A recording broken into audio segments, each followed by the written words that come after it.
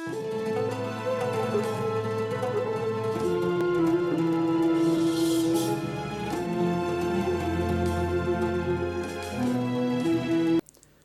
عليكم. بێز ئەحمەد ئەم پرسیارەم بگەێنن بە مامۆستای بەڕێز. ئەگەر لە ماڵەوە گۆرەویت لە پێدا بێت تەیەموم بکەیت لە کاتی دەستنوێژ دروستە؟ ئەمە پرسیارێکی جوانە و پرسیاری ئەو بەڕێزە لەوە چێ پرسیاری کۆمەڵە خەڵک بێ و بابەتەکە بابەتێکی شەرعیە لە کتێبە شەرعیەکاندا بە جوانی بۆ ئێمە ڕوون کراوەتەوە. کەواتە تەوەرەی ئەم جارەمان بەڕێزان باسی مەسحی سەر گۆرەوی دەکەین. لە وەڵامی ئەو بەڕێزەدا دەڵێم پرسیارەکەت لەگەڵ ئەو پەڕی ڕێز و خۆشەویستیمدا هەڵەیەکی تێدایە. فەرمووتە تەیەموم لەسەر گۆرەوی. تەیەموم لەسەر گۆرەوی ناکرێ.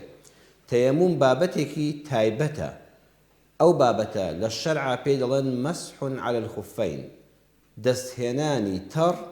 بەسەر خوفدا. زمانی پێغەمبەر صلی الله علیه وسلم شتێک هەبووە لە ژێر پێڵاوە وەکو گۆرەوی ئێستا پیان وتووە خوف. بەڕێزان خوف شتێکە لە پێست دروست دەکرێت. لە پێستی ئاژەڵ دروست کراوە، بەڵام پێستێکی تەنکە. ئینسان دەتوانێت لە سەری بڕوە و کاتێک کە دەستی تەڕی پێدابێنی ئاودانادا. ئەمە وەکو گۆرەوی ئەم سەردەمە ئەو کاتە پیان وتووە خوف، لە پێرکردنی تۆزێ قورسە و دانانەوەی قورسە. بۆیە لە شەرعا پێغەمبەر صلی الله علیه وسلم ئەمەی داهێناوە کاتێک کە ئینسان دەستنوێژی گرت و لە پێی کرد بۆ دەستنوێژی داهاتوو پێویست ناکە ئەم خوفەدا بنێتەوە. واتە ئەم گۆرەوی ئێستاش حکمی خوفی جەمانی قەدیمی پێدەدرێ، بەڵام وەکو دواتر بە چەند مەرجێک باسی دەکەین. ئەو کاتێک کە ئینسان دەستنوێژێکی پاک و پوختی گرت، لای زۆربەی زانایانی ئیسلام ئەبێ گۆرەویەکەت باباسی خوف نەکەین، چونکە ئێستا خوف نەماوە، ئەو پێستی قەدیم هەبوو، باباسی گۆرەوی بکەین، چونکە بابەتەکەمان ئەبێ سەردەمیانە بێ. کاتێ ئینسان دەستنوێژێکی پاک و پوختی گرت، گۆرەویەکەش پاک و پوختە، گۆرەویەکەش بە نوێژە لە پێی کرد. هەموو زانایانی ئیسلام لەسەر ئەوە کۆکن ئەبێت دەستنوێژت هەبوو بێ ئەمجا گۆرەویەکەت لە پێ کرد بێ، ئیلا زانای پایەبەرز ئیبن حەزم نەبێ ڕەحمەتی خوای لێ بێ، ئەو دەفەرمێ مەبەست ئەوە نییە لە پاشی دەستنوێژت هەبێ، هەر قاچت خاوێن بێ کە گۆرەویەکەت لە پێ کرد بێت تەواوە. بەڵام ئەو کەسێک کە دەستنوێژی هەڵگرت لە کەیەوە مەسحی سەر گۆرەویەکە دەست پێ دەکات؟ لەو کاتەوە کە دەستنوێژی دەشکێتەوە. بۆ نمونە بەڕێزان، کەسێک نیوەڕۆ دەستنوێژی هەڵگرتووە، گۆرەویەکانی لە پێ کردووە، ئیتر نوێژی عەسریش بە دەستنوێژی نیوەڕۆ دەکات، هەر دەستنوێژی نەشکاوە، بۆ نوێژی مەغریب چۆ تەوالێت و تارەتی گرت و دەستنوێژەکەی شکا. ئەمجا دەستنوێژ هەڵدەگرێتەوە. ئەمجا کە دەست و دەم و چاوی شت، دەستەکانی شت مەسحی سەری کرد، گۆرەویەکانی دانانێتەوە. گۆرەویەکەی دانانێتەوە، دەستێکی تەڕ دێنێت بەسەری گۆرەویەکەدا، بە ژێری دانا، بەلای سەرەوەی گۆرەویەکەدا دەستێکی تەڕ دێنێت، پێی دەڵێن مەسحی سەر گۆرەویەکە. ئەمە تاکەی بەردەوام دەبێت، تاکەی بۆی هەیە گۆرەویەکەی دانانێ و لە جاتی شۆردنی قاچەکانی دەست بێنێ بەسەر گۆرەویەکەیدا. ئەگەر کابرا لە ماڵەوە بوو بۆ شەوە ڕۆژێک، عەرزم کردن لە نوێژی مەغریبا دەستنوێژەکەی شکا، نیوەڕۆ دەستنوێژی هەڵگرتووە، نوێژی عەسریشی پێوە کردووە، لەو وەختەوە کە دەستنوێژەکەی شکاوە دەستنوێژی هەڵگرتوێتەوە، مەسحی سەرخۆفی کردووە، 24 سعات شەو ڕۆژێک تا یعنی بەبەستمەوەی مەغریبی داهاتوو، لە مەغریبە نمونەکە بێنینەوە دەستنوێژی شکا و مەسحی سەر گۆرەویەکانی کرد، تا دەگاتەوە مەغریبی داهاتوو بەس تەنها دەموچاو و دەست و ئانیشک و مەسحی سەر دەکا، گۆرەویەکەی دانانێتەوە. بۆ فەرزەکانی تر لەم مەغریب بۆ ئەو مەغریب شەو ڕۆژێک لە ماڵەوە بەس مەسح بەسەر گۆرەویەکەدا دەکا. ئەگە کەسێک چوو بۆ سەفەر، لەو کاتەوە دەستنوێژی شکا تا 3 شەو و 3 ڕۆژ ئەو کەسێک کە سەفەریە و چۆ بۆ سەفەر لە ماڵی خۆی ترازاوە گۆرەویەکەی دانانێ، بەس لە کاتی قاچ شۆردنە مەسحی سەر گۆرەویەکەی دەکات، پشتەوەی قاچی دەستێکی تەڕ بەسەر گۆرەویەکەدا دێنێ و تەواو. ئیتر بەم شێوەیە ئەمە مەسحی سەر خوفەینە، مەسحی سەر گۆرەوی ئێستایە. بۆ کەسێک کە لە ماڵەوەیە، عەرزم کردن شەو ڕۆژێک، بۆ کەسێک کە سەفەریە 3 شەو و 3 ڕۆژ بۆی هەیە گۆرەویەکەی دانانێ مەسحی لەسەر بکە. بەڵام بە دوو مەرج. یەکەمیان بەڕێزان ئاگامان لێبێ هەموو گۆرەویەک ئەوە نایگرێتەوە، ئەبێ ئەو گۆرەویە ئەستور بێ، نابێ گۆرەوی تەنک بێ. ئێستا گۆرەوی هەیە شەفافی یافرەتان،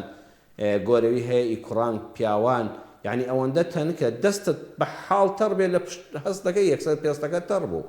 ئەو گۆرەویە هەرە تەنکە شەفافانە زۆر ڕوونن ئەوانە بۆ مەسح نابن، ئەبێ گۆرەویەکە تەنک نەبێت. دووەمیان نابێت نیو گۆرەوی بێ. ئێستا بینیمە هەندێک گەنج هەیە نیو گۆرەوی لە پێ دەکا، واتە نیوەی قاچی داپۆشیوە، گۆزنگەکانی قاپەڕەقەڵەکانی قاچی دا ناپۆشێ، گۆرەویەکە هەرەوەی بەحاڵ لە پاژنەی پێی تۆزی هاتۆ دەسەرەوە. ئەم نیو گۆرەویانە مەسحیان لەسەر ناکرێت. زانای پایەبەرزی ئیسلام ئیمامی نەوەوی لە کتێبە بەناوبانگەکەی خۆیدا کتێبی ئەلمەجموع، زانای پایەبەرزی ئیسلام ئیبن قودامە لە کتێبە بەناوبانگەکەی خۆیدا ئەلموغنی هەردووچیان فەرمویانە لە بەرگی یەکە، هەردووچیان بەرگی یەکەمی کتێبەکانیان دەفەرمێ يجب أن يكونا صفيقين يعني ثخينين يمكن أن تتابع المشي عليهما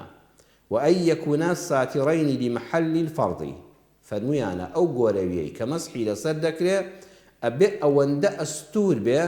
بتوانی مەسافەیەک لەسەری بڕۆ، یعنی شوێنێک بە حاڵ وردە لم و وردە زیخێکی هەیە قاچ پێی ئازار دەدرێت. تۆ ئەو گۆرەوێت تەنکانێکی ئێستامە دەیبینین ئەوە بە سەریا بڕۆی هەر یەکسەر زیخەکە دەچێتە قاستەوە. ئەبێ ئەو گۆرەوێ ئەوەندە تۆزێ ئەستوری هەبێ بتوانی چەند مەترێک لەسەری بڕۆی لە شوێنێکی لماوی و تۆزێ وردەبەردی زبری هەبێ، قاچت بریندار نەکە، بتوانی تۆزێ لەسەری بڕۆی. هەروەها ئەوەندە داپۆشەر بێ قاچ تا کوێ واجبە بیشۆی تا قاچ تا سەر قولەپێت، یعنی تەوا ئەو شوێنی کە واجبە بۆ دەستنوێژ بشۆرێ ئەبێ گۆرەویەکەت ئەوەی داپۆشی بێ. عەرزم کردن ئێستا ئەم گۆرەوێت تەنکانەی کە هەن و هەر شەفاف و ڕوونن ئەوە یعنی ئەوەندە تەنکە هەر ئەوەی هیچ لە پێدا نەبێ. دووەمیشان نیو گۆرەوی گەنجان کە لە پێی دەکەن ئەم دوانە مەسحیان لەسەر ناکرێ، ئەبێ هەم ئەستور بێ هەم تەواوی شوێنی دەستنوێژیش داپۆشێ. قاچ تا کوێدا واجبە بیشۆی کە سەر و گۆزنگەکانتەوەیە، سەر و ئەو قوڵاوە ڕقەی ئەم لاولای قاستەوەیە دەبێت سەر و ئەوێ بشۆی، یعنی سەر و ئەوێ بکەوێ، ئەبێ گۆرەوەکەشت ئەوەی داپۆشی بێ. ئەگەر ئەوەیدا نەپۆشی بێ و نیو گۆرەوی ئەم گەنجانەی ئێستاوەکە لە پێی دەکەن ئەوانە مەسحی سەر خوفیان دروست نییە. بابەتێکی گرنگە، شەریعەت ئاسانکارە. ئەم بابەتەمان بۆ باس کرد و پرسیاری ئەو بەڕێزە کردمان بە تەوەری ئەم جارە. بەڕێزان عەرزی جەنابتان دەکەم چاک وایە مەسحی سەر گۆرەوی لەم دوو حاڵەتەدا بکرێ باشە؟ وای لێ مەکەن، بەڕاستی گۆرەوی کە تەڕ بوو لە پێڵاوت کردەوە هەر بۆ خۆی بۆنێکی ناخۆشی هەیە وەڵا لەوە چێر خراپیش بێ، بەڵام شەریعەت کاتێک کە باسی شتێکی کردووە پێغەمبەر صلی الله علیه وسلم پێغەمبەری ڕەحمەت و لابەری زەحمەت کە باسی مەسحی سەر گۆرەوی کردەوە بۆ خۆشی کردوویەتی، دەموچاوی شتووە، دەستەکانی شتووە، مەسحی سەری کردووە، یەکسەر لەسەر گۆرەویەکەی و لەسەر خوفەکەی و مەسحی کردووە، قاچی نەشتووە، بۆ ئەوەی ئێمەی ئوممەت ئاگادار کاتەوە کە ئەمەش بابەتێکی ئاسانکاریە لە شەریعەتدا. بەڵام عەرزی جەنابتان دەکەم بەڕێی بەندە وان پێ باشە مەسحی سەر گۆرەوی لەم دوو حاڵەتانەدا بکرێ، یعنی نێکی بە پیشە تۆ لە ماڵی بڵێ شەو ڕۆژی جارە گۆرەویەکەم دادنم هەر مەسحی لەسەر دەکەم. نا، نەخۆش یەکەمیان کەسێ نەخۆشی پێستی هەیە، قاچەکانی قەڵش قەڵش بوون، یان بە زۆری ئافرەتانمان کە بە زۆری بەداخەوە زۆر ئاو بەکاردێن و لە ناو ئاودان، یان پیاوانێک شمبینیوە هەیە ناو پەنجەکانیان تووشی نەخۆشی بووە کە ڕوو دەکا، ئەمە زیاتر بە ئاو گەشە دەکات، ناو پەنجەکانیان هەیە پەنجەکانی زۆر جوتن هەیە لێ کردۆ بەبرین، یعنی فەقیر ئافرەتی وا دەچێت بۆ لای دکتۆر چەند دەرمان بەکاردێنێ، دکتۆر دەڵێت تەڕی مەکە، دەی باشە تۆ موسڵمانی پێنج فەرزە دەستنوێژ شاڵ دەگیری دەبێ قاچت بشۆی. ئەم خوشکە بەڕێزە یان ئەم برایی کە پێستی قاچی تووشی نەخۆشی بووە یان ناوپەنجەکانی بە تەڕکردن زیاتر دەبێتە کەڕ و دەبێتە برین کە یەک جار دەستنوێژت هەڵگرت، دەستنوێژەکەت تا چەند حکمی کرد و ڕۆی ئەوە هیچ، لە دوای ئەوەی دەستنوێژت شکا ئەمجا گۆرەویەکەت دامەنێ، گۆرەوێکی ئەستور لە ماڵەوە لە پێکە ئێتر دایمەنێەوە حتا 24 ساعت دوای ئەوە شەو ڕۆژێک دوای ئەوە تۆ 5 فەرزی تر قاچن نەشتووە، ئەوە بۆ خۆی شتێکی زۆر چاکە، واتە لە زیاتەوەی 5 فەرزە تەڕیکەی یەک جار تەڕت کردووە لە شەو ڕۆژێکە، ئەوە زۆر باشە بۆ ئەو کەسانی کەوا ئیتیهابات و برینی ناو قاچ پەنجەکانی قاچیان هەیە یان کەسانێک هەن تووشی ڕۆماتیزمە بوون، یعنی قاچیان ئەگە پشۆن هەر زۆر سەرمایەکی بەشیدداد یان ئاوی گەرمیان دەست ناکەوێت، ئەمانە پێویست ناکە هەموو جارە شەو ڕۆژ یەک جار دەستنوێژت هەڵگرت تا شەو ڕۆژی دوای ئەوە لە دەستنوێژەکانەوە دەتوانانی مەسحی سەر گۆرەوی بکەیت، چونکە تۆ عوزرت هەیە. زیاتر ئەم بابەتی مەسحی سەر گۆرەویە با بۆ ئەو بەڕێزانەوێت کە ئەو حاڵەتیان هەیە. دووەمیان ئەو شوێنی دەستنوێژی لێدەگری، جاری وا تۆ لە ماڵی خۆتانی ئەچێ ماڵێکەوە ئەچێ سەفەرێک، ئەچێ فڕۆکەخانەیەک، ئەچێ تەرمیناڵێک، ئەچێ هۆتێلێکی ئەم سەردەمە تەماشا دەکەی ئەو شوێنی دەستنوێژی لێ هەڵدەگری، ناتوانانی بە ئاسانی و بە سەلامەتی ئەم دوو مەرجە ناتوانانی بە سەلامەتی و بە ئاسانی قاچت بشۆی. مەغسەلێکی ئەوەندە بەرزدان درراوە لەوە ئەچێ کەسەکەش پشتی دێشێ ئەژنۆی دێشێ ئەوەندە قاچ بەرز کاتەوە بۆ سەر مەغسەلەکە وەڵا بە پشتا بکەوێت لەوە چه قاچێکی بشکێ لەوە چێ تووشی ئازارێک ببێ مادەم سەلامەتنی ناتوانانی یعنی مرتاحنی یان پشت زۆر دێشی ناتوانانی قاچت ئەوەندە بەرزکەیتەوە بە سەر مەغسەلەکە لە خوارەوەش بەلوعەیەکی عەرزی نییە قاچی لێ بشۆی یان هەیە بەڵام نەعلێکی لێ نییە وەڵا قۆندەرەکانت پڕ دەبندە ئەو تۆوەکو نەعل بەکاریان بێنی دنیاش بۆ نمونە سارد یان ناوینە یان تەندروست نیە ناو قۆندەرەکانت تەڕ ببێ یان عەرزەکە خاوێن نییە قاچی بخەیە سەر تا قاچت وش دەبێتەوە زەویەکە کاشێکەش پیسە و تەندروست نییە لەم حاڵەتانەدا تۆ چی بکەیت ماڵی خۆشن نییە بە ئیسراحە لێی دانیشی کاکە دەم و چاوت بشۆ دەستەکانت بشۆ مەسحی سەرت بکە و بەڵام دەستێکی تەڕ بەسەر گۆرەوی ئەستورەکە تا بێنە ئێتر ئەوە مەسحت کردووە لە جیاتی قاچشتن لەم حاڵەتاندا کە هەمومان لێمان بەسەر هاتەوە تووشی شوێنی وابووین شوێنی قاچشتنەکە نە تەندروستە نە سەلامەتە نە ئاسانە دینی خوا لە خۆتان قرس مەکەن پەروەردگار دینی بۆ ئاسان کردوین خوا خۆی دەفەرمێ لە سوڕەتی ئەلبەقەرە ئاەتی 185 يريد الله بكم اليسر ولا يريد بكم العسر أما كلامي خوايا الله بو خوي يريد الله خوا بو خوي ديوي بكم بو إيوة اليسر خلقنا مسلماننا خوا آسان كاري بو إيوة دوي ولا يريد نايوي خواي قولي نايوي بكم بو إيوة العسر تكايا خواي قولي قشتي قرسي لم دينا دا بو إيوة دانا ناوە کارێک کە شەریعەت دایناوە مەسحی سەرگۆری و حاڵەتە پێویستەکان بەکاری بێنە ئینکار مەبە پیاوێکە بوو لە زمانی پێغەمبەر صلی الله عليه وسلم پیان دەوت ئەبوو ئیسرائیل ڕۆژێ پێغەمبەر صلی الله عليه وسلم وتاری دەدا بینی کابرایەک گەرمای هاوینە لە گەرمای عەرەبستانە بە پێوە وەستاوە لەبەر خۆرەکە فەرمووی ئەم پیاوە بگوایە بۆ نایەتە بەر سێبەرەکە بۆ دانانیشێ بۆ بەتەنیا لەبەر ئەو خۆرە وەستاوە وتیان ئەی پێغەمبەری خوا صلی الله عليه وسلم نەزەڕە ئەم پیاوە نەزرێکی لەسەر خۆی کردو بە حسابی خۆی زۆر لە خوا نزیک بێتەوە وتوێتی دینداریەک دەکەم خوا زۆر لێم ڕازی بێ نەزری کردو بە چوار شت ئەن یەقومە فی الشەمس لەبەر خۆر بوەستێ دووەم ولا یەقعد وتوێتی تا ئێوارە دەبێت بە پێوە بوەستم دانانیشم دووەم دانانیشم سێم ولا یەفتەضیل وتوێتی شەر بێ حتا ئێوارە لەبەر ئەم خۆرە دەرەبمە بوەستم و نەیەمە بەر سێبەر چوارم ولا یەتەکەلەم قسەش لەگەڵ یەک کەس نەکەم قسە لەسەر خۆم حرام کەم چوار شت حتا ئێوارە لەبەر خۆر بە پێوە دەوەستم دانانیشم ناچمە بەر سێبەر قسەش لەگەڵ کەس ناکەم پێغەمبەر صلی الله عليه وسلم فەرمووی مڕوه بڕۆن کاکە پێ بڵێن فەلیەتەکەلەم با قسە لەگەڵ خەڵکا بکە خۆ قسە حرام نییە ئەم هەموو قسە چاکە هەیە مەرحەبایی چاک و چۆنی سڵاوکردن لە خەڵک دڵخۆشکردنی خەڵک بۆ قسەی خێر ناکەی فەرمووی با قسە لەگەڵ خەڵکا بکە وەلیەستەضیل کاکە بابێتە بەر سێبەر بۆ لەبەر ئەو خۆرە بە پێوە ڕاوەستێ وەلیوتیم سەومەهو با ڕۆژڕەکەشی بەرێتە سەر ڕۆژ هاچاو لێ ئەم فەرمودەیە فێری کۆمەڵشتمان دەکەی یەکەم دین ئەوە نییە بۆ خۆت وا بزانی ئەگەر زۆر لە خۆتت قورس کرد خێری زۆرترە ناوەڵا پێغەمبەر سەڵام ڕێی نەی لەوە کرد بەڵام دووەمیان فەرمووی مڕوه کەسێک شتێکی بێشەرعی کرد فێری بکە پێغەمبەر صلی الله عليه وسلم نەیفەرموو هەی بەلعنەت بی هەی نەفرەتت لێ بێ هەی بیدعەتی هەی دینی خوا تێک داوە نا مڕوه کاکە بڕۆن فێریکەن پێ بڵێن ئەم چوار شتت بەتاڵە ئەم چوار شتە لە دینی ئێمەدا نییە تۆ کەسێک بی سێبەر لە خۆت حرام کەی قسەکردن لە خۆت حرام کەی دانیشتن لە خۆت حرام کەی وەستان تا ئێوارە بە پێوە لەبەر خۆر لەسەر خۆت واجب کەی دینی ئەمە مەیتەدانە بەڵام ڕۆژووی تێدایە ئەمەی خراپە لای بە ئەوەی شەرعیە جێبەجێکە فەرمووی فێریکەن لعنەتی لێ مەکەن لێی تووڕە مەبن بۆی ڕوونکەنەوە بۆیە دینی ئەمە بەڕێزان دینی ئاسانکاریە با دین بە ئاسانی وەرگرین ئاسانیش ئەوەیە کە خوا و پێغەمبەرەکەی صلی الله عليه وسلم فەرموویانە بابەتی مەسحی سەر گۆرەوی یەکێکە لەو شتانی کە ئاسانکاریە بەڵام عەرزم کردن با نەیکەین بە دەستور تۆ ساغ و سەلامەتی و هیچ عیبن نییە الحەمدولله وەڵا فێر بووی هەر شەو ڕۆژی یەک جار قاست بشوی هەر مەسحی سەر گۆرەوی دەکەم نا با لەو حاڵەتانەدا بەکاری بێنین کە لە بەرنامەکەدا باسم کرد ومێدەوارم خوای پەروەردگار تاعەت و عیبادەتی هەموو لایە قبوڵکە دینێکی ئاسانی پێبەخشیوین ئێمەش وەکو خۆی واتە لێ کەم نەکەینەوە ئاسان ئەوەیە کە خوا و پێغەمبەر صلی الله عليه وسلم فەرمویانە نەگەڕێی خۆمان دینی خوا چی فەرموو بوو وەک خۆی جێبەجێکە هەرچی ناڕەحەتی بێت تووشن نابێ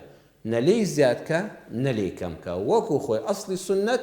ئەو پەڕی ئاسانکاریە خۆی پەروەردگار لە هەموو لایەکمان ڕازی بێ ئەچینە ناوبڕوو دوای ناوبڕێکی کورت ئینشاءڵڵا لەگەڵتان بەردەوام دەبین بەرنامەکەشمان ڕاستەوخۆیە دەتوانن بە ژمارەکان کە لەسەر شاشەکە دەیبینن ڕاستەوخۆ پەیوەندیەکانتان وەرگرین ئینشاءالله تعالى بسم الله الرحمن الرحیم دووبارە سڵاوی خوای پەروەردگار لە هەموو لایەکمان بێ بینەرانی زۆر بەڕێز و ئازیز هاتینەوە دیدارتان ئینشاءالله ئێستا ڕاستەوخۆ ئەو دوو ژمارەی کە لەسەر شاشەی کەناڵی دیمەن دەیبینن دەتوانن جەنابتان پەیوەندی بکەن پرسیارەکانتان ئاراستە بکەن ئەگەر لە زانستی ئێمەدا بوو بە ئیزنی خوای گەورە تیشکێکی دەخێنە سەر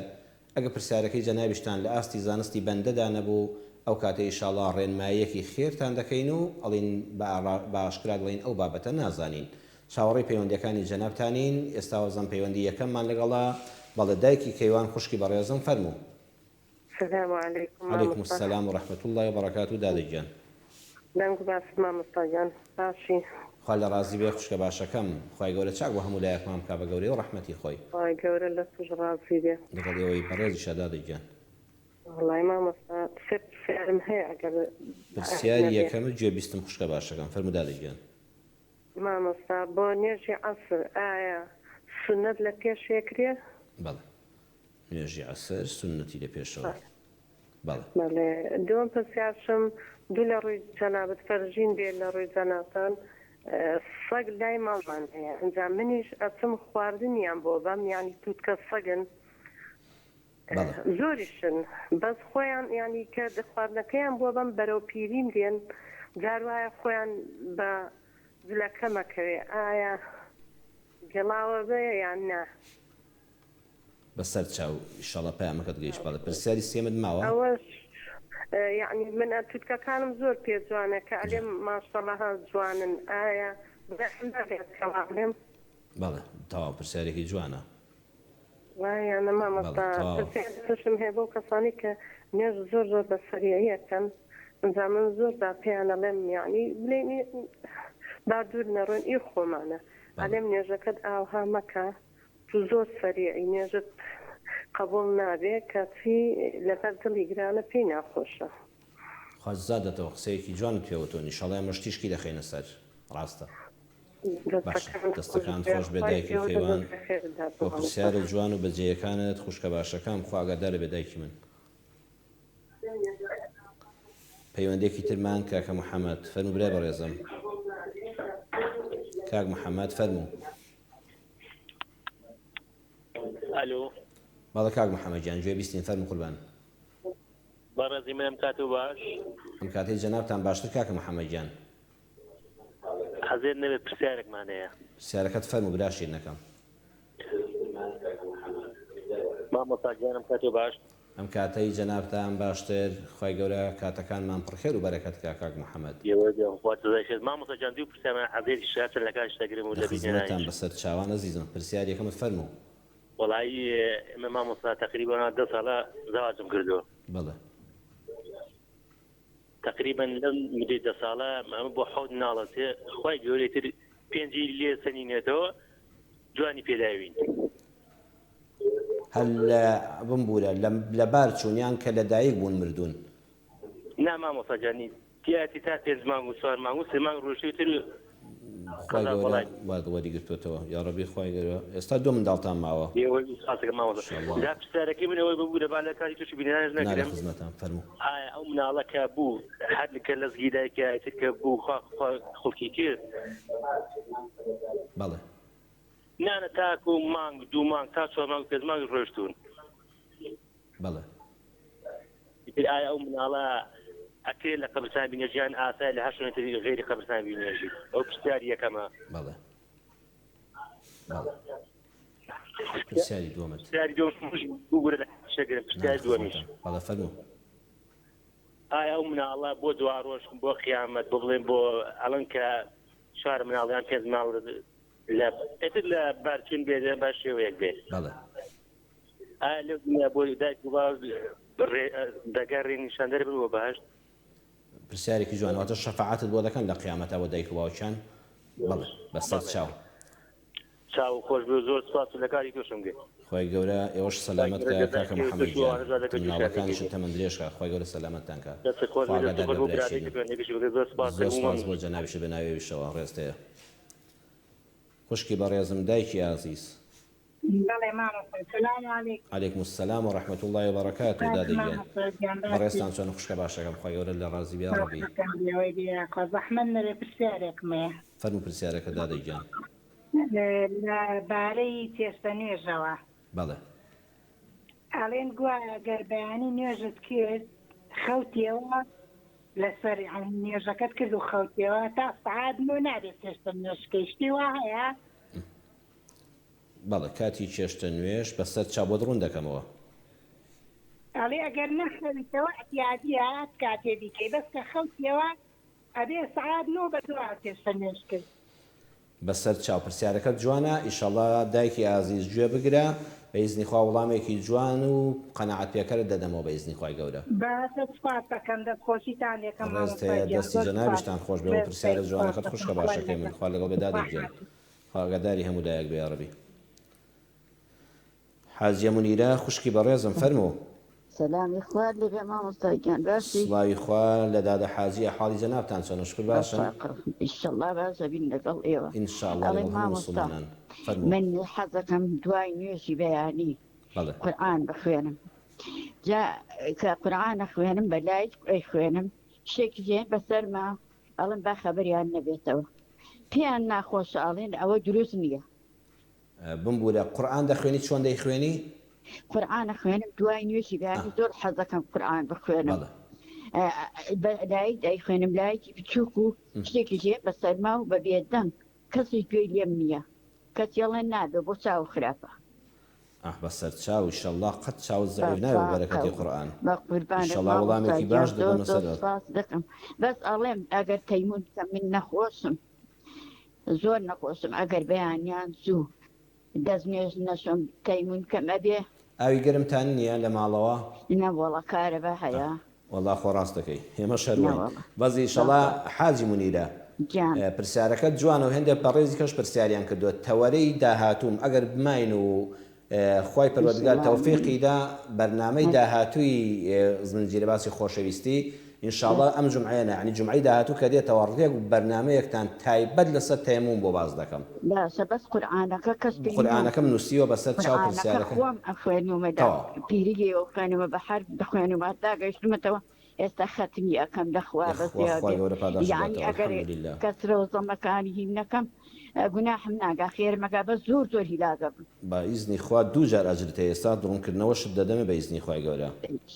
ئینشەڵڵا تەیەمومەکەش هەم ئەوانەی کە بەڕێزان پرسیاری تەیەمومیان کردووە ئەڵقەی داهاتوو ئینشاءڵڵا بابەتێکی زەرورە بە تایبەتی بۆ ئەم زستان و سادی و سەرمیایی و بێکارەبایی و کەڵکی نەخۆش و بێئاوی گەرمێت تەیەموم بابەتێکی زەرورە قورئان زۆر تەکیدی لە دوو شوێنی قورئان لەسەر کردووە یەک بەرنامەی تێر و تەسەلتان پێشکەش دەکەم ئینشەڵڵا لەسەر تەیەموم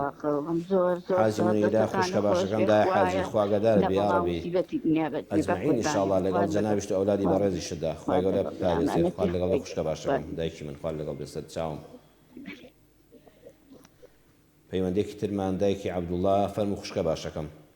السلام عليكم. عليكم السلام ورحمة الله دادەیگەن دەستخۆشی بەرنامەکە دەکەم مامۆستای بەڕێز خوا لە ڕازی بێ خوشکە بەڕێزەکەم خۆی گەورە پاراستی بەخێر داتەوە ئینشەڵڵا لەگەڵ تۆی بەڕێز و هەموو ئیمانداراندا ڕاستەکەم فەرموو دایکی عەبدوڵڵا وەڵاهی مامۆستای بەڕێز دێ سەبارەت بە گۆرەی من پرسیارێکمەیە بەڵێ من کە دەستنوێژ ئەشۆم لەو شوێنێ کە ئیشەکەم بەس بڵم تۆزی ئارد و هەویری لێیە ئەکرێ گۆرەی ویەکە دانەنێم کە دەستنوێژم هەگرتووە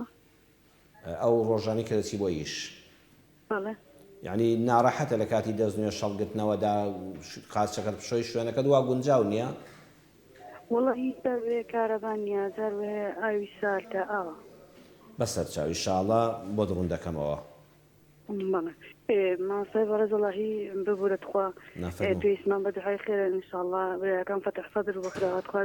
بخێر بکەن ئینشاءڵڵا یا ڕەبی خوا بە دوعای ساڵحان بێ خوای گەورە شیفای بەخێری بدە لەگەڵ هەموو نەخۆشی موسڵمانان ئینشاءڵڵا لە نوێژی جومعە شاکاکات دوعا دەکەین بۆ نەخۆشانی موسڵمان ئەوانەی دوعای خێریان کردووە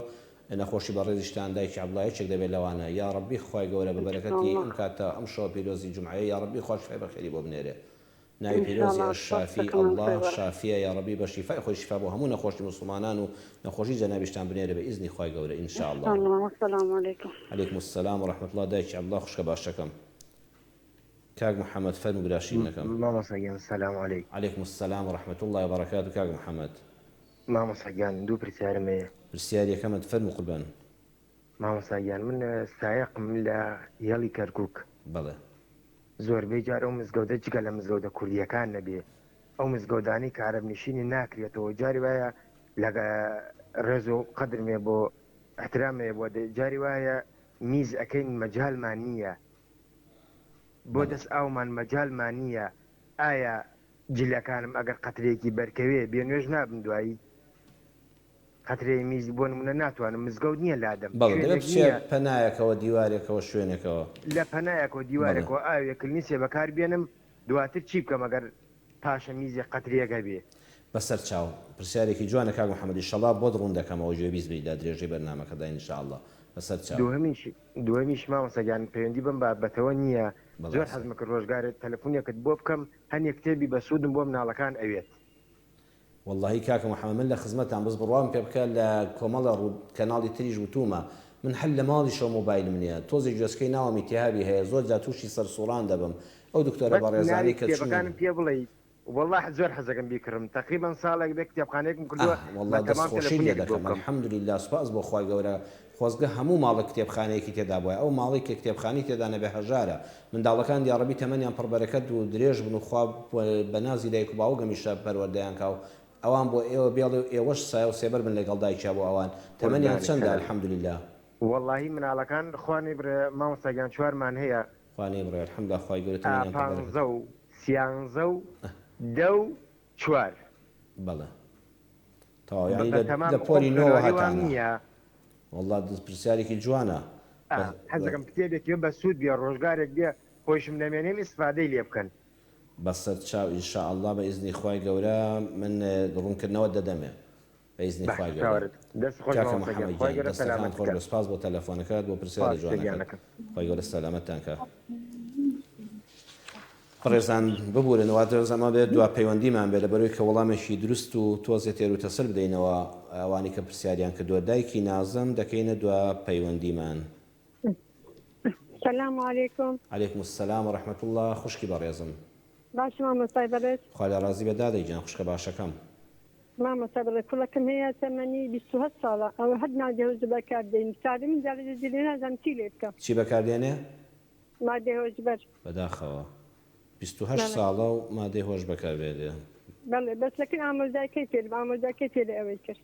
کڵەمامەکە نێم دەری ئیشی دەکرد بابی بردێوین دەرێ نێم دەری پێ ئەو مادەهۆز بەرێ بوو. ئێستا لێ لەوێ ئیش دەکاتەوە لەو شوێنەش؟ ئێستا گیرایە ئەوە سات دەرە بگیرێ. بەڵێ دەسوزنە بەداخەوە. بەڵێ. واللهی جا ئیشاڵڵا دایکی نازم خەمبارم بە هەموو مرۆڤێکی ئاوا بەڕێز دایکێکی موسڵمان خەمخۆر کوڕێک لە تەمەنی 28 ساڵیدا بەرەو لە ناوچوون بڕۆ ئیشەڵڵا هیدایەتی خوا لەوە گەورەترە ئیشەڵڵا قسە لەسەر ئەو بابەتە دەکەم ڕێنمایەکە دەدەمێکە ئیشاڵڵا چی بۆ ئەو بابەتە بکەی باشە دایکی نازم خوای گەورە دەرگای ڕەحمەت لە ئەولادی هەموو لای بکاتەوە. ئامین ئەجمعین یا ڕەبی. خوا لە ڕازی بێ خوشکە باشەکەم خوا ئاگادارت بێ. ئامین. خوا لەگەڵ خوشکی بەڕێزم خوا بتان پارێزێ خوا لەگەڵ بێسەر چاوم. بەڕێزان دەچینە سەر وەڵامی پرسیارەکانی ئێوەی ئازیز و بەداوای لێبوردنیشەوە لەو کەسانی کە نەمانتوانی پەیوەندیەکان وەرگرین بۆ دەرفەتێکی تر ئینشاءالله تعالى. دایکی کەیوان فەرمووی بۆ نوێژی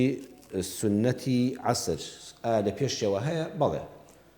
لە دوو ڕیوایەتمان هەیە پێغەمبەر صلی الله عليه وسلم هەندێک جار دوور کات سنەتی پێش نوێژی عەسری کردووە و لە ڕیواەتی شەها فەرموویەتی دوعای کردووە رحم الله من صلى قبل العصر 4 رحمتي خوا لو كسبه اما دعاء پیغمبر صلى الله عليه وسلم رحمتي خوا لو كسبه كچوار كان نوێژی سنت پێش نوێژی عەسر دەکات دوور کات سنت دەکەی و سەلام دەدەیەوە دێتمە دوور کات سنەتی تری پێش نوێژی عەسر دەکەم واتە بەڵێ سنەتی پێش نوێژی عەسر هەیە دەتوانی دوور کات بکەی و دەشتوانی چوار بکەیت ئەگەر چوارەکە بکەی بەردوعاکەی پێغەمبەر صلی الله عليه وسلم دەکەی دەرفەتت بۆ خڕەخسا بەڵێ دایکی کەیوان دوور کات یان چوار کات سنەتی پێش نوێژی عەسر بکە. دووەمیان دەڵێ سەگی ئەوەی لە کۆڵانان هەن بەداخەوە حکومەت هەندێکی زۆر کۆکردوونە بەڵام بەداخەوە ئێستا زۆرن خواردنیان بۆ دەبێت یا ڕەبی خوا پاداشت داتەوە دڵنیابە ئەوەی خواردنەی کە بۆ ئەو بە تایبەتی تووتکە سەگوشتانەی دەبێت ئەوە ئەجرەکەی یەکجار زۆر گەورەیە زۆرێک لە ساڵحان تەنانەت یەکێکی پیاوی وەکو شاهی نەقشبەند لە تەفسیری مەلای گەورەی کۆیەدا خوێندومەتەوە دەفەرمێ شاهی نەقشبەند کە یەکێکە لە ئەولیان و ساڵحانی ئەم ئومەتی ئیسلامە فەرموویەتی وەڵڵاهی من کەسێکی زۆر ڕوو لە خوا نەبووم کەسێکی شارەزا لە دین نەبووم ئەوە وەکو جەنابەت دڵت دەمبینی لە زستانی سەختە سەگ تو بەچکە و تووت کوشتیان زۆر بوو خواردنم بۆ دەبردن تێر و تەسەلم دەکردن کولانم بۆ دروست دەکردن دام دەپۆشین ئەڵێ هەستم دەکرد ئەو بەچکە سەگانە دایکەکانیان لوریان دەکرد لوتیان دەکرد بەرەوە ئاسمان هەستم دەکرد وەکو دوعای خێرم بۆ بکەن والله خوای گەورە فەزلی لەگەڵ کردم لە علومی شەرعی شارەزا بووم ڕێبازی خواناسی و دینداریم گرتەبەر بوو بەو پیاوە کەوا عالەمی ئیسلامی ئیستفادەی لە زانستی کرد دەفەرمێ لە تەفسیری مەلای گەورەی کۆیەدا دەفەرمێ شاهی نەقشبەند فەرمووی والله هەمووی بە بەرەکەتی خزمەتی ئەو تووتکە سەگانەی دەزانم ئینشاءالله دایکی کەیوان لەسەر کارەکەت بەردەوام بە ئەو بێزمانانەش یعنی بەڕاستی خواردن پێدانیان ئەوە ئەجرێکی یەکجار گەورەی هەیە لای خوا پێغەمبەر صلی الله عليه وسلم فەرموویەتی هەر شتێک هەست بە تینوێتی و برسێتی بکە و جەرگی هەبێت تۆ قومە ئاوێکی بدەیە پارچەنانێکی بدەیە ئێسقانێک خواردنێکی بدەیتێ خوای گەورە ئیلا ئەجرێکت بۆ دەنووسێ ئەڕە وەڵڵی ئینشاءالله لەسەر کارەکەت بەردەوام بە دایمە بڵێ یا ڕەبی خوای ئەمە لەبەر خاتی تۆ دەیکەم خوای پەروەردگار بیکە تای تەرازوی خێرمەوە خوایە خۆما و خێزانمان لە بەڵاو مستیبەت لادەی بە بەرەکەتی ئەم کارت دڵنیا بە خوای گەورە وەری دەگرێ و هەروە کە پێڵەی چەند جوانن هیچ گوناهێک نییە بەڵێ هەموو بەچکەی هەموو شتێک جوانە بەچکەی سەگەکانیش خوا هەموو مەخلوقاتی خۆی بە جوانی دروست کردووە هیچ شتێک لە مەخلوقی خوا ناشرین نییە کاتێڵی ئەو بەچکە سەگانت چەند جوانن هیچ گوناهێکت ناگاتێ فعلەن جوانن فعلەن بەچکەی هەموو شتێک جوانە و هەموو مەخلوقاتی خوش بەلەبێ بەلاوە جوان بێ چونکە دروستکاری ئەڵڵا دروستکارەکەی ئەڵڵایە سوبحانه وتعالى نەخێر هیچ گوناهن ناگاتێ ئەڵێ کەسانێک نوێژ بە سەریعی دەکەن بەڵێ ئەو فەرمودەی پێغەمبەر صلی الله عليه وسلم خۆشەویستی خوا ڕوحمان بە قوربانی بێ صلی الله عليه وسلم کابرایەکی بینی نوێژی کرد بەڵام حەد وەکو ئەوەی دەڵێ کەڵەشێت دەنوک لە زەویدا ئەوای دەکرد و هەڵدەستایە و خێرا بە پەلە پێغەمبەر صلی الله عليه وسلم فەرمووی وەرە کاکە وەرە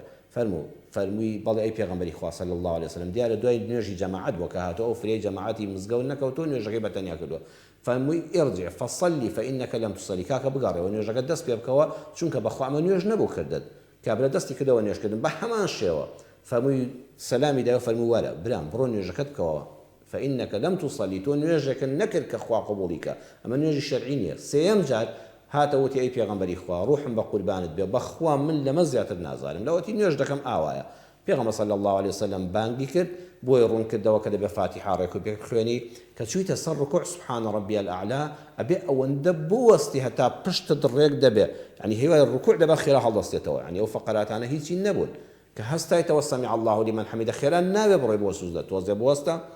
لە سوزدە ئەبێ ئەوەندە ببێنیتەوە لەشت لە جوڵە بکەوێ لانی کەم دوو جار سێ جار بڵێ سبحان ربی الأعلى وبحمده ئەمجا هەستیتەوە کە هەستایتەوە بۆ سوزدە لە سوزدەی یەکەم هەیە هەر خێرا ڕادەکاتەوە یەک تۆز پشتت ڕاستکەوە تەواو لە جوڵە بکەوە ئەمجا بچۆ ئەو کەسە دەبێت مەمنونی جەنابەت بێ بەڵام ئینشاءالله نەسیحەت جیاوازە لە فەضیحەت ئەو کەسە بە تەنها پێی بڵێ جیایکەوە نەبڵێ وەڵڵی من دڵسۆزی تۆم لە مامۆستاشم گوێ لێبوو لە بەرنامەی پرۆگرامی خۆشەویستی باسی ئەم فەرمودەی کرد کە پێغەمبەر صلی الله عليه وسلم سێ جار بانگی کابرای کرد و دوایی تێشی گەیاند و بۆی ڕوون کردەوە لێی تووڕە نەبوو فەرمووی ئەمە نوێژە شەرعیەکە نییە خوا ئەم نوێژە قبوڵ ناکە نوێژ دەبێ بەندە شێوەیە بکرێ ئینشاءالله تۆش بە تەنیا کەسەکەت جیاکەوە بڵێ وەڵڵاهی لە ڕووی خۆشەویستی و دڵسۆزی و ئەم نەسیحەتت دەکەم بۆی ئەو فەرمودەی پێغەمبەر صلی الله عليه وسلم بەسەر تۆ شاد جێبەجێ نەبێ تۆ ئاوا خێرا بە پەلەپەل نوێژ ئاوا نابێ تۆ کە نوێژ خوێنی ئەبێ بە قسەی خوا و پێغەمبەر بکەی صلی الله عليه وسلم پێغەمبەریش دەستورەکەی بۆ داناوی نوێژ چۆن دەکرێت ئەبێ ئەندامەکانی لاشە لە جوڵە بکەون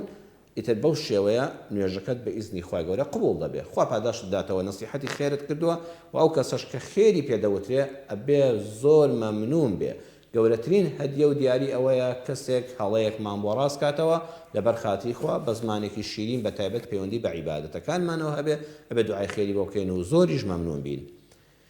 خوا پاداشت داتەوە دایکی کەیوان کاکە محەممەد فەرمووی 10 ساڵە زەواجم کردووە حەوت منداڵمان مردووە دوانمان ماوە یا ڕەبی خوا تەمەنیان درێژ بێ پرسیارەکە لەسەر ئەوە بوو ئەو منداڵانی کەم 3 مانگ 4 مانگن ئەبێت لە قەبرستان بنێژرێنیان هەر لە هەر شوێنێکە بەڕێزان منداڵێک کاتێک کە مرد لە سکی دایکیا لەبار چوو بەس پارچە گۆشتە کاتە دەرەوە ئەمە لە هەر شوێنێک تەسلیمیکەی تەواوە بەڵام ئەگەر منداڵەکە لە سکی دایکی هاتە دەرەوە یەک هەناسەیدا بەس ئاهەیەکی کرد بەس جوڵەیەکی کرد بەس دەنگێکی لێ هاتە دەرەوە ئەمە دەبێت کفن بکرێ ئەبێ بشۆرێ کفن بکرێ نوێژی لەسەر بکرێ و لە گۆڕستانی مسلمانە بنێژێ بەڵام گۆڕستان یعنی شەر نییە بڵێ ئیلا قەبرستانی عام بێ ئەبێ شوێنێک بێ قبرێکی تەواوی بۆ هەڵکەندرێ کە سەگ و دەعبای و ئاژەڵی کێوی ئەم مردووە نەهێنێتە دەرەوە بەڵێ ئەگەر گونجا لە ناو قەبرستانە بێ ئەگەر نەگونجا ئەبێ بەرەو قیبلە عینی قبری منداڵی ئاسایی مرۆڤی ئاسایی قبرێکی وە ئەوەندە قوڵ بێت کە حەشەرات و دەعبا و ئەوانە لاشەکەی نەهێنێتە دەرەوە و سوکایەتی پێنەکا و نەیخوا و دوو چێلی بۆ دیاری بکەی کە خەڵک بزانێ ئەمە قەبرە و لەسەری دانەنیشێ یان نەیچێڵێ یان زرعاتی لەسەر نەکە بەڵام قەبرستان کاتێک کە باشترە ئەو قەبرستانە مەحفوظە خەڵک دەزانێت ئەمانە هەمووی گۆڕن خۆیان لێ دەپارێزێ لەسەریان دانانیشێ پێیان لێ نانێ کشت و کاڵیان لەسەر ناکە ئاژەڵیان لەسەر نادەوەڕێنێ بەڵام ئەگەر نەگونجا کەسەکە بۆی نەگونجا لە هەر شوێنێکی ئەم سەرزەوێدا گرنگەوەی ئەو قەبرەوە ڕێک و پێک بێ نوێژی لەسەر شۆرا بێ نوێژی لەسەر کرابێ کفن کرابێ لە گۆڕێکی قوڵا دانرابێ حەشەرات و دڕندەکان نەتوانن بهێننە دەرەوە ئیتر ئەوە بەو شێوەیە دومیان دەڵێ ئەو منداڵانە بۆ قیامەت ئەرە وەڵڵا حەدیسی پێغەمبەر صلی الله علیه وسلم هەر کەسێک فەرمودەی پێغەمبەری خوا صلی الله علیه وسلم هەر کەسێک سێ منداڵی ناباڵغی بمرن لە ڕۆژی قیامەتە خوای گەورە لەسەر ئاگری دۆزەخ حرامی دەکا کابرایەکی سەحابی عەرزی کرد ئەی پێغەمبەری خوا ئەگەر کەسێک دوو منداڵی مرد بێ فەرمووی کەسێک دوو منداڵیشی مرد بێ خوای گەورە دەموچاو و لاشەی ئەو ئینسانە ئەو دایک و باوکە لە ئاگری دۆزەخ حرام دەکا دەفەرمێ پرسیاریان لێ نەکرد بۆ یەک کەس دەنان دڵنیا بن ئەگەر بۆ یەک مناڵیش بووایە پێغەمبەری خوا هەمان وڵامی دەدایەوە کەواتە تۆ لە دووەکە و سەیەکە تێپەڕت کردووە ئینشاء الله خوای پەروەردگار هەم بەڕێزت کاکە محەممەد هەم دایکی دڵتان خۆش بێ واللهی ئەو منداڵانە دەرگای دۆزەختان لێ دەگرین ئیشەڵێ و خۆتان بەهەشتین بەڵام دەستان دەگرن وڵەن پەروەردگارە باوکو دایکمان لەگەڵمان نێنە بەهەشتەوە ئێمەش ناچین ئەو منداڵانە شەفاعەتکارن پێغەمبەر صلی الله علیه وسلم فەرمووی دەزانن وەجاخ کوێر کێیە ئەو کەسێک کە بەڕاستی وەجاخی کوێرە وتیان بەڵێ ئەی پێغەمبەری خوا لە لای ئێمە لە عورف و عادەتی کۆمەڵایەتی هەموو نەتەوەکاندا کەسێک ژن و مێردێک منداڵیان نەبێ قەتعیەن منداڵیان نەبێڵەن فڵان کەس وەجاخ کوێر بوو فەرمووی وانییە لە لای خۆی پەروەردگار وەجاخ کوێر ئەو کەسێک بچێتە قیامەت منداڵێکی ساوای ناباڵغی ئەوەکو ئەوانی جەنابتان پێش خۆی نەناردێ بۆ قیامەت ئەوە لە قیامەتە شەفاعەتکارێکی نییە ئەوە وەجاخ کوێری ڕاستەقینەیە ئێوە کاکە محەممەد خۆشت و خێزانیشت لە وەجاخ کوێری قیامەت ڕزگارتان بووە یا ڕەبی منداڵەکان ئینشاءڵڵا ئەمانی کەماون تەمەنیان درێژ بێ و ئەوانە شەفاعەتکار و پێشڕەوتا بن لە قیامەتە دەستان دەگرن و بەرەو بەهەشتەکەی خوای پەروەردگار دەتان بن خوا جزای بەخێرتان داتەوە دایکی ئازیز فەرمووی چێشتە نوێژ دەڵێن ئەگەر خەوتیەوە نابێت تا سعان و نا ئەوە نە لە قورئانە هەیە نە لە فەرمودەی پێغەمبەرە هەیە صلی الله علیه وسلم نە لە فەرمودەی زانایان و شەرعناساندا هەیە دایکی ئازیز ئەم قسەیە هەر قسەی خەڵکە قسەی ئافرەتان ڕەم لە خۆیان بێ کەسێک نوێژی بەیانی کرد دەستوری پێغەمبەر صلی الله علیه وسلم ئەسڵی سونە دەمەیە نوێژی بەیانیت کرد لە شوێنی نوێژەکەت دانیشە خەریکی قورئان خوێندن زیکرکردن دوعاکردن حتا خۆر هەڵدێ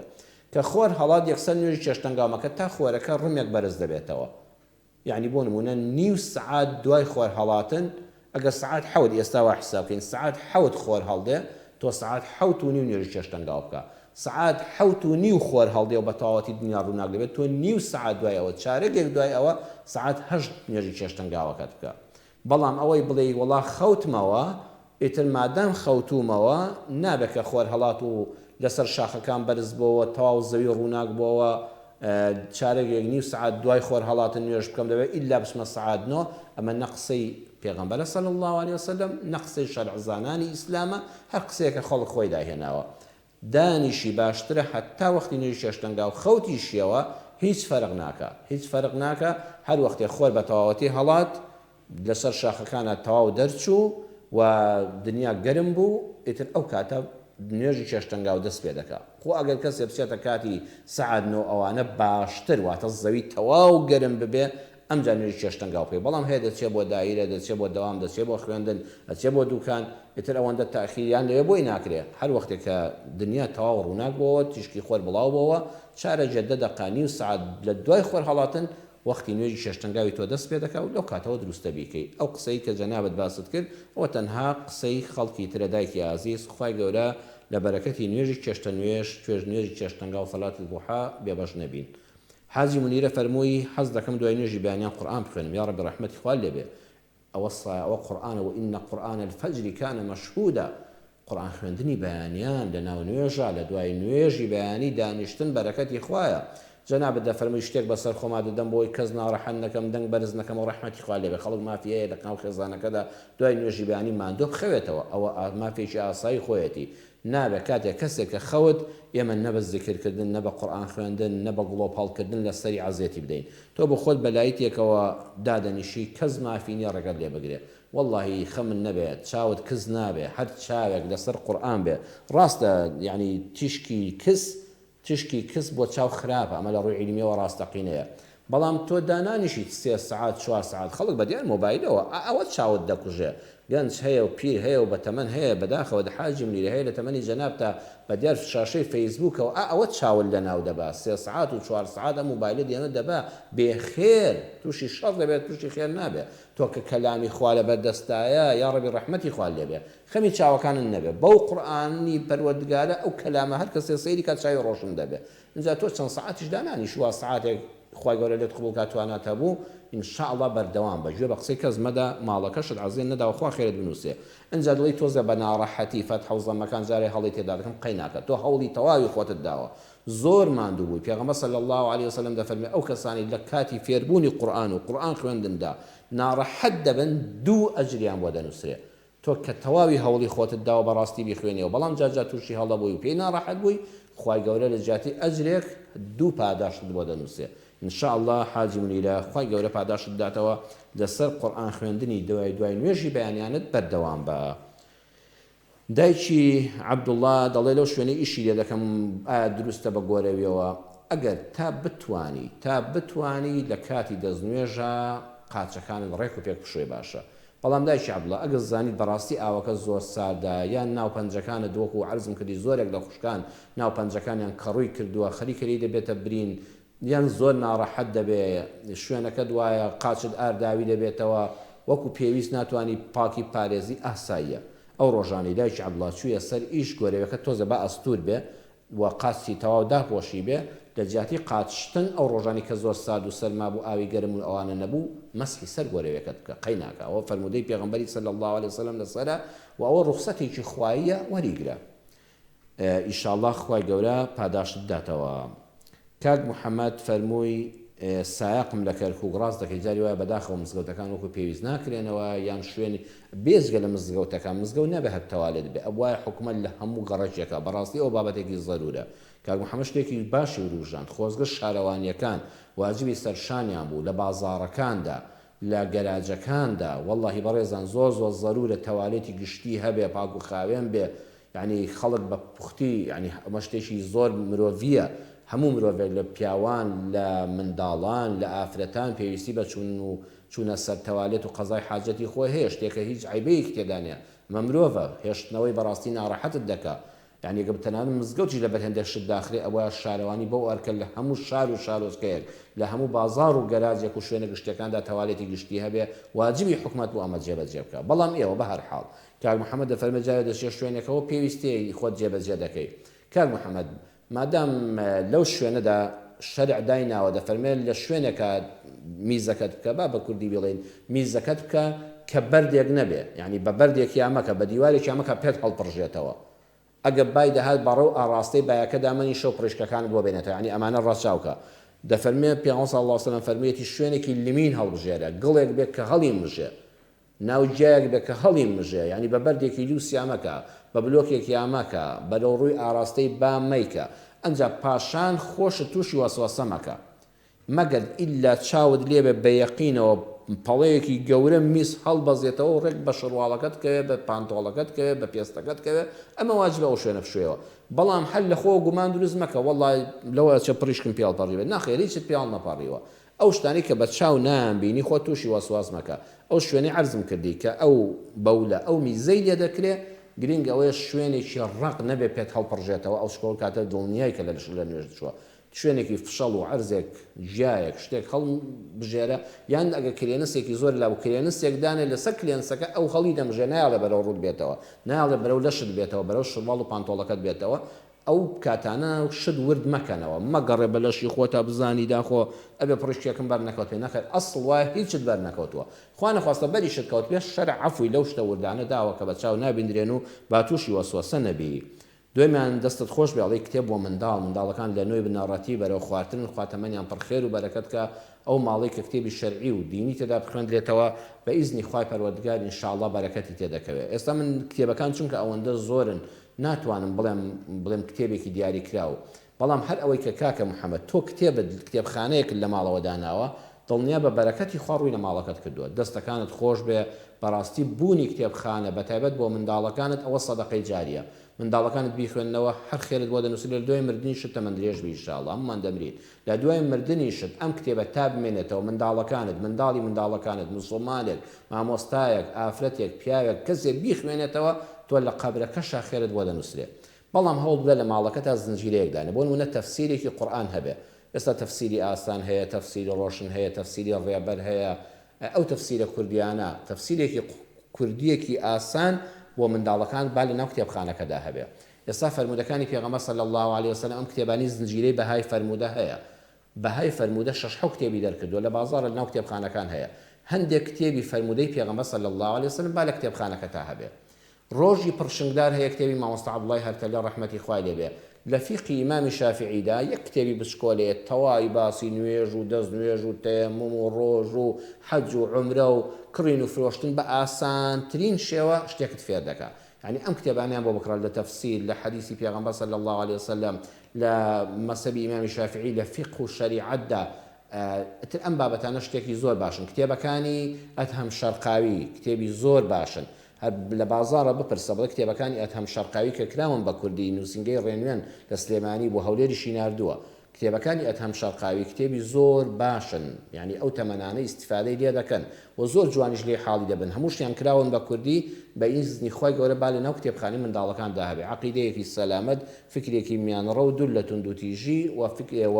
بۆ باسی هەم دنیایە هەم قیامەتە ومێدەوارم کاکە محەممەد منداڵەکانت تەمەن پڕ بەرەکەت بن خی گەورە تۆشیان بۆ بێڵێ دایکیان بۆ بێڵێ ماڵتان پڕ بەرەکەت بێ بە بەرەکەتی ئەو کتێبخانە ئیسلامی کە لە ماڵەکەتاندا دەبێ دو پەیوەندیمان دایکی نازم فەرمووی بەداخەوە کوڕەکەم 28 ساڵە لە ڕێی ئیشکردن لە لای خزمێکەوە تووشی مادەی هۆشبەر و ئێستا لە سژنە من چی بۆ بکەم یەکەم دوعای خێری بۆ بکە دوعای دایک و باوک بە دڵسۆزی کە بەدڵنیام هیچ کەسێک لە دایک دڵسۆزتر نییە بۆ منداڵەکانی ئینشاءڵڵا دوعاکان ڕەت نابنەوە بچۆ سەر بەرماڵ لە نیوەی شەوە هەستە بەری بەیانیان پێشنوێژی بەیانی بە کوڵ و بەدڵ بڵێ الحەمدولله رب العالمین سێ سڵاوات لەسەر پێغەمبەر بدە صلی الله عليه وسلم بڵێ یا ڕەبی خوایە ئەم ئەولادە جەرگی منە ناڕەحەتترین کاتم ئەوەیە منداڵەکەم جگەر گۆشەکەم کوڕە 28 ساڵەکەم لە زینداندا بێت لەسەر چی لەسەر مادەی هۆشبەر بەداخەوە کە مادەی هۆشبەر واتە تێدا چوون بەڵام خوای پەروەردگار دەرگای ڕەحمەتی تۆدا ناخرێ یا ڕەبی خوا هیدایەتی ئەم کوڕم بدەی خوای ئەم زیندانە بۆ بێتە مەدرسەیەکی یوسفی بەڵکو لە زیندانە خوا هیدایەتی بدا هەرچەند من گلەیم لە حکومەتە لێرەوە بەداخەوە دەڵێم زۆر کەس هەیە لە زیندانە فێری مادەی هۆشبەر بووە یعنی لەسەر مادەیشکە گیراوە لە زیندانە فێری تریاک کێشان و مادە خراپەکان بووە بەداخەوە ئێستا خۆزگە حکوومەتی هەرێم وەزارەتی کار و کاروباری کۆمەڵایەتی لەگەڵ ڕێزی تایبەتیم بۆ ماندووبوونیان بۆی کە زۆریشان هەوڵیان داوە بەڵام ئەبێ پرۆگرامیان هەبێ ئەو کەسانی کە مادەی هۆشبەر بەکاردێنن حەقە بژیرن بەڵام لەوێ گرتن هەر ئەوەندە نەبێ بیکەیتە چوارچێوەی دیوارێکەوە و لە ئازاری دەرەوە بێ بەشێکی ئەوە هیچ نییە وەڵا دێتە دەرە خراپتر دەجاران دەکات بەڵکو دوو ڕێگەیان بۆ یەکەم لە جەستیان لە ڕووی توبیەوە لە ڕووی پزیشکی شارەزاوە خوێنیان پاککەنەوە لەو مادە پیسە ئەمن دەش بەز نییە چونکە کە جارێش کە چاوی پێکەوتەوە دەست پێ دەکاتەوە دووەمیان لە ڕێی مامۆستای ئاینیەوە لە ڕێی کەسانی شارەزای قورئان خوێنەوە لە ڕووی کەسانێکی تاعەت و عیبادەت پاکەوە وەڵڵاهی واجبی حکومەتە ئەوانە بەرێ بۆوێ هەفتانە 2 جار 3 جار دەرسیان پێ بڵێن ئەوەندە باسی خۆشەویستی خۆیان بۆ بکەن ئەوەندە باسی پیسی ئەم مادانیان بۆ بکەن باسی قەبر و قیامەت خۆشیەکانی بەهەش ئەو کەسانی تۆبەکارن لەم مادە پیسانە وەڵڵاهی دین تەئسیری هەیە بەم ئاەتی قورئان و فەرموودە و زانایان و قسە جوانانە ئەم ئینسانە مێشکی پاکەنەوە لایەنی پزیشکی واجبە حکومت خوێنەکەیان پاکاتەوە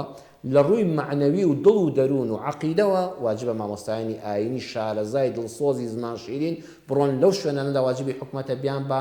مێشکیان پاکەنەوە ویان لەبەر چاو پیسکەن هاتە دەرەوەی زیندان لەبەر دیمیشیادانێن قێزینەیە ڕووی تێکاتەوە بەڵێ من خوا ئاگای لێمە بەس بەخوا بە چاودێری خوا بەڵام دایکی نازم ئەمانە کە بە تۆ ناکرێن ئەوەی دەسەڵاتی تۆیە دوعای خێرە دوعای خێریش زۆر گەورەیە دوعای خێر لە هەموو شتێک گەورەترە دایکی نازم ئێمەش دوعا دەکەین یا ڕەبی خوای گەورە هیدایەتی ئەولادەکەت بدا بە ئیزنی خوای گەورە ئەم جارەکە لە زیندان هاتە دەرەوە خوای گەورە لەوێ شتێکی وای نیشاندا تەنان جاری وای دوعاکەی تۆ لەوە چه خەوێنێک ببینێ لە خەوا خوای گەورە شتێکی وای نیشاندا کە هەستا تەوبەیەکی ڕاستەقینە بکە لە دوعاکردن بۆ ئەولادەکەت ئینشاء الله بەردەوام بە خوای گەورە دەرگای ڕەحمەت لە هەموو لایەک بکاتەوە بەڕێزان کاتی بەرنامەکەمان کۆتایی پێهات ئومێدی بەختەوەری بۆ هەموو لایەکتان دەخوازم خوا منداڵمان ساڵح کە ئەوانەی منداڵیان نێخواپیان ببەخشێ ئەوانەی هەرگیر و گرفتێکیان هەیە خوای گەورە بۆیان ئاسان کە ئەوانەی لە زیندانەکاندان یا ڕەبی خوایە بەڕێک و پێکی ببنە مرۆڤێکی نوێ ببنە مرۆڤێکی پاک خوا دەرگای ڕەحمەتیان لێ بکاتەوە لە زیندان ئازادیان کە هەموو لایەکتان بەخوای پەروەردگار دەسپێرم والسلام عليكم ورحمة الله وبركاته